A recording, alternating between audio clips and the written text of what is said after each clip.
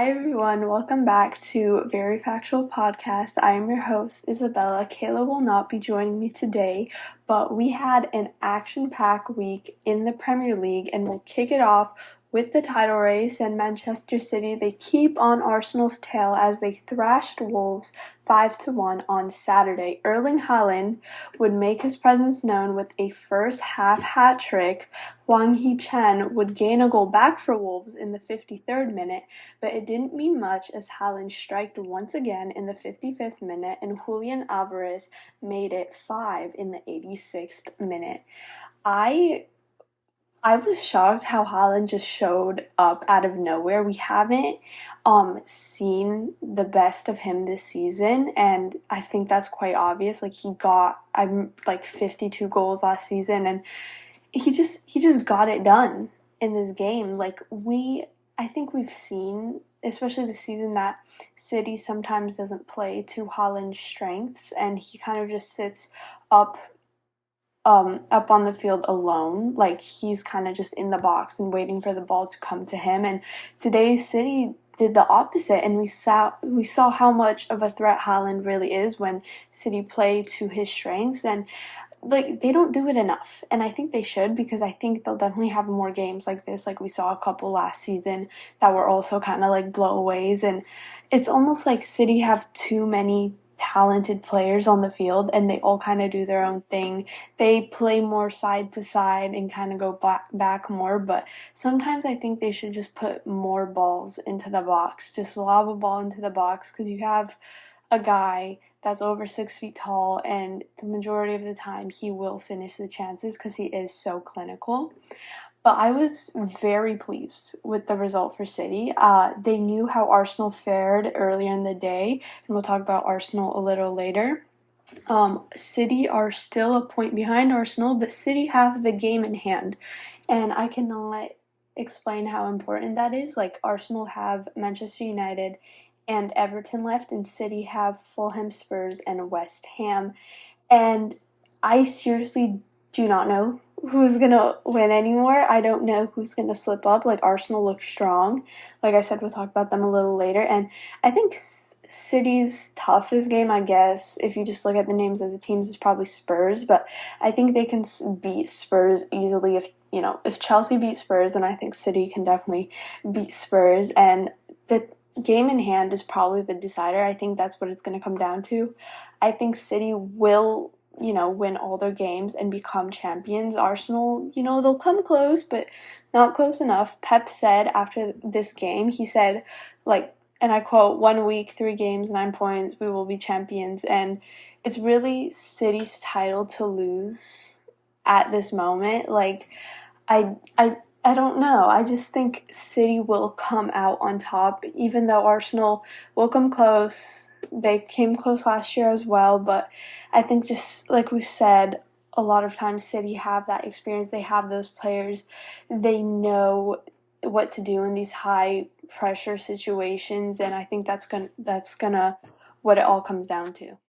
And speaking of Arsenal, they managed to break down Bournemouth 3-0 with a penalty by Bukayo Saka and goals from Leonardo Trossard and Declan Rice, keeping the Gunners top of the table. I think the biggest thing from this game that a lot of people are talking about is the penalty that Bukayo Saka, took. What led up to the penalty, I can't get over how soft that call was. It was on Havertz. It was embarrassing. He dived. He dived. Period. I cannot stand diving. Just play the game. Yes, there was the tiniest bit of contact, but he made it look so massive, and he's always been such a big diver. I think that's at Chelsea he also was like that, and it's just yes, you want to win a penalty for your team, but also you just want to play the game, because people are going to talk about this after. And especially when they slowed it down on VAR, I thought it just looked so staged and so soft, and I would probably not give it, to be honest with you, because we've seen a bunch of players that do this. And even though I can't stand Arsenal at the moment, being a Chelsea fan, I think If I had to pick my favorite player on Arsenal, it's Leonardo Trossard. Like, he's so underrated. He always performs when he's on the pitch, whether he starts or he comes off the bench. Like, he always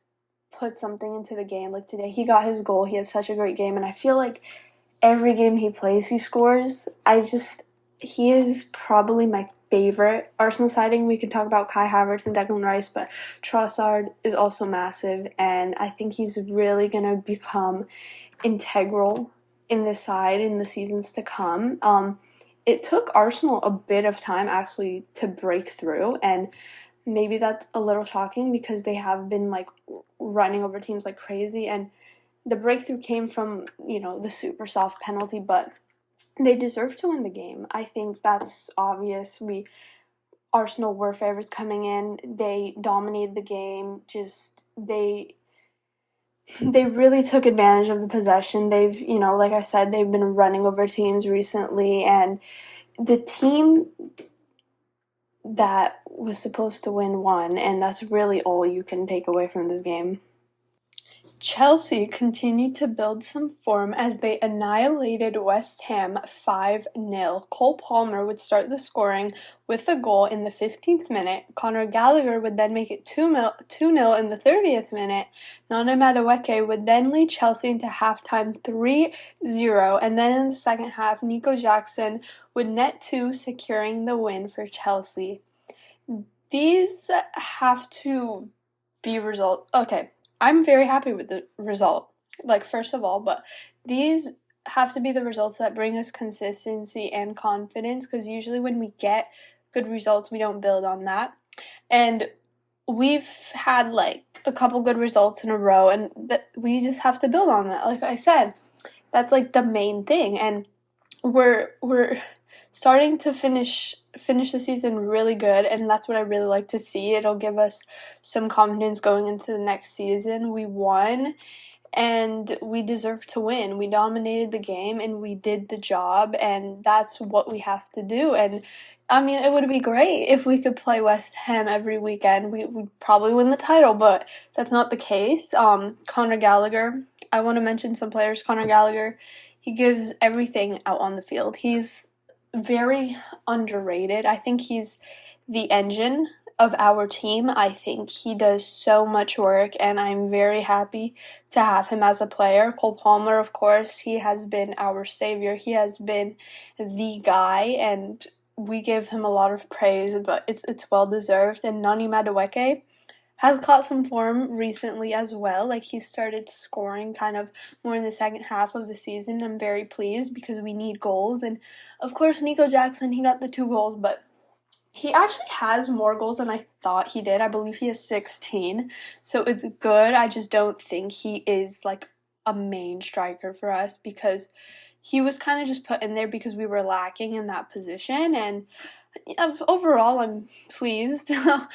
Especially with the 2 goals he got in this game. And so this, I guess, kind of this week, there have been rumors circulating that Pochettino will be out. There's some coaches being linked to Chelsea, but I love Pochettino, and you can't fire him. I think we're going in the right direction. I don't care what anyone says. We are in 7th place, and I don't think it's that bad. You just need time with your players, and Pochettino is starting to understand them. You can kind of see, and the players are starting to understand him.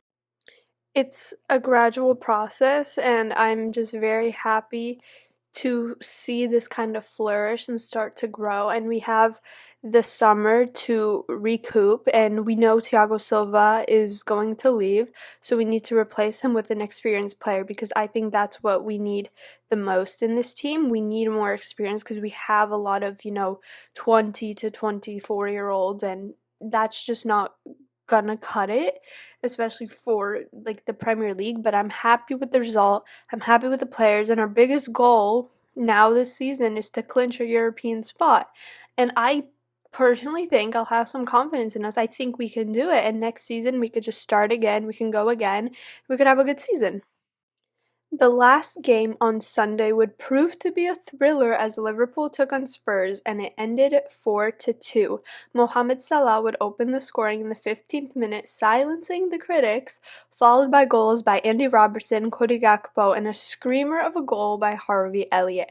But just as it looked like Liverpool would run away with the game, Spurs would get 2 goals back by Richarlison and Son. This was such an entertaining game, and they last time they played, I believe we also said it was very entertaining, and these teams are just really fun to watch. And something I think a big headline out of this game is that both teams have been struggling recently, and I personally did not know what would come out of it. I don't know if Liverpool would start racking goals like crazy, but they did it. Liverpool started off very well.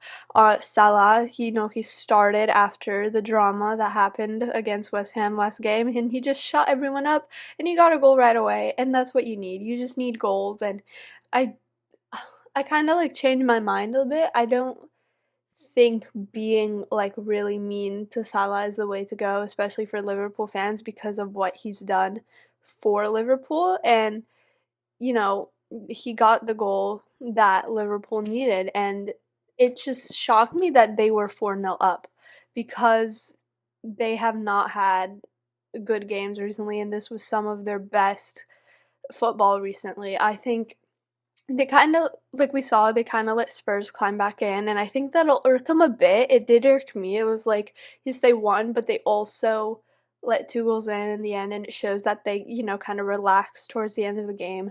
But Liverpool did the job, and that's really what matters. They, like I said, they've had some bad results recently, and this is a win that they wanted just to kind of send Klopp off, on a good note. And Spurs continue to struggle. They started off well this season, and we've seen them fall towards the end, but Spurs fans should be happy where they are. I know a lot of Spurs fans are like not content with where they are in the table. They are probably going to finish 5th, and they were 8th last year, and I think they are a much better side. You just need to build on that. This is Postecoglou's first season, and he's already done so much. Like, he's changed this club around in such a short amount of time, and I think towards the end of the season, their defense is the most vulnerable spot, and it's like not good. They almost don't defend anymore, and I think that's what they need to work on the most. And I think the summer will be good for them just so they can get some more players in, they'll get more used to each other, and all we can really do is just evaluate them next season, because this season I personally think they're doing well, and I think Spurs fans should be very happy with where they are because it could be way worse. And those are all the games I have for you guys today. Thank you for listening. Don't forget to follow us on Instagram and YouTube at Very Factual Podcast.